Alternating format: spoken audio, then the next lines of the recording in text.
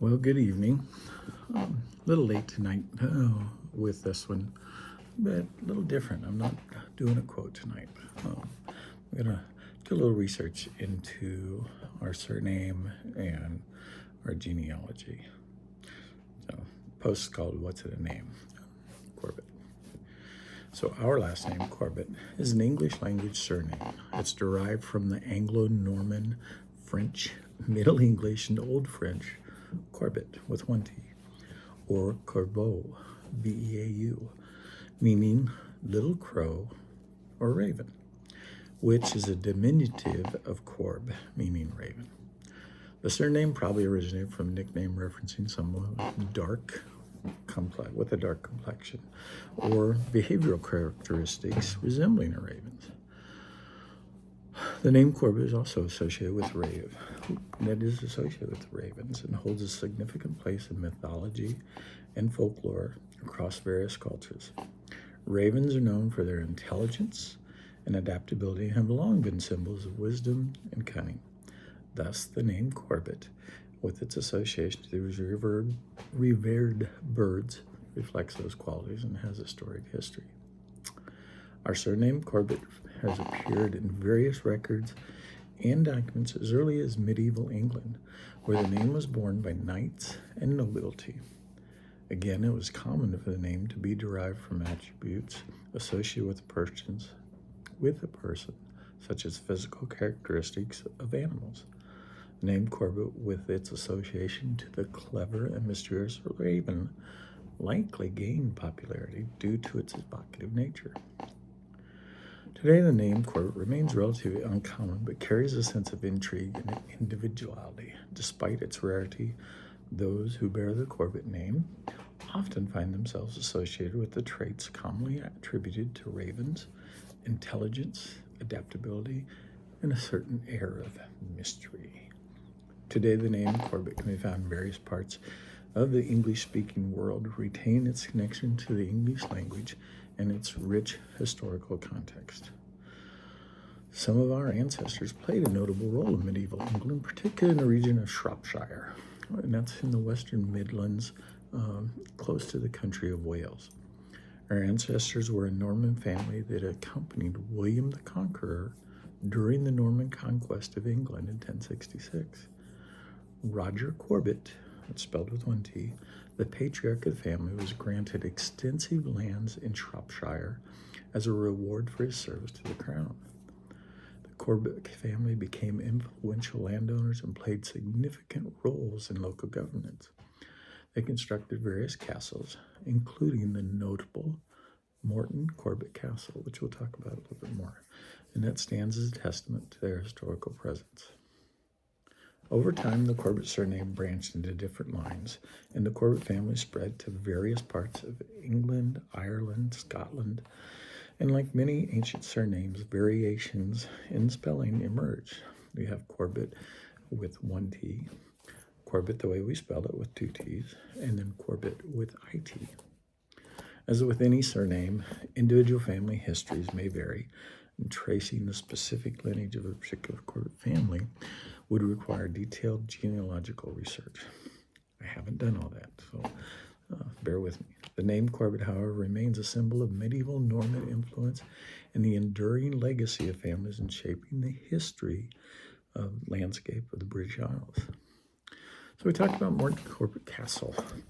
The impressive ruins are the result of over 800 years of building, combining elements of medieval castle and fashionable Elizabethan mansion. The original timber castle, which was built about 1100, was replaced by stone in 1200 AD. And then in 1560, Sir Andrew Corbett began to remodel the castle, and from 1579, his son Robert began its transformation into a spectacular mansion and an elaborate three-story south range and 3 stories and a formal garden. After 1680, however, the Corbetts lost interest in the castle and the residents, and it slowly fell into decay. So now let's talk a little bit about the medieval castle. The Torrets, a family of Saxon descent, established the first castle in 1100. The buildings were of timber. They were encircled by earth and timber defenses with a large ditch. That's for an obstacle, and that is still visible along the west wall. About 1200, however, the castle was rebuilt in stone with a wall enclosing a bailey or courtyard, that now a semi-ruinous gatehouse and great tower. The stone castle was in the same tradition as other fortified residences of the Welsh marshes. Okay. The castle passed to Richard Corbett by his marriage to Bartholomew's daughter Joanna. Corbett's family name was to become attached to the village, replacing the earlier name of Morton. So, hence Morton Corbett Castle. There is a panel above the gatehouse arch, which is curved with Sir Andrew Corbett's initials, SAC, and the Corbett family emblem. Most of the time, our emblem is a raven, but in this case, it was an elephant and a castle, and that's a symbol of strength. Not far from the Corbett Castle is St. Bartholomew's Church, and Sir Robert Corbett, who was the sheriff of Shropshire, and his wife Elizabeth are buried there, and they have some elaborate sarcophaguses there in the church. One of the things to note, Elizabeth's mother was a member of the powerful Talbot family, so she had brought good connections to the marriage. So that's something else to research, is the Talbot family. One of the things to note, during the English Civil War in 1642 to 53, Sir Vincent Corbett, the first baronet, fought for the king, and the castle became a base for the royalist soldiers under his command. The walls of the castle on the south side of the church have multiple small circular scars created by the impact of lead shot fired from muskets and pistols during the fighting. Now, as I said, the castle was abandoned. But shortly after the Civil War, it was remodeled or repaired.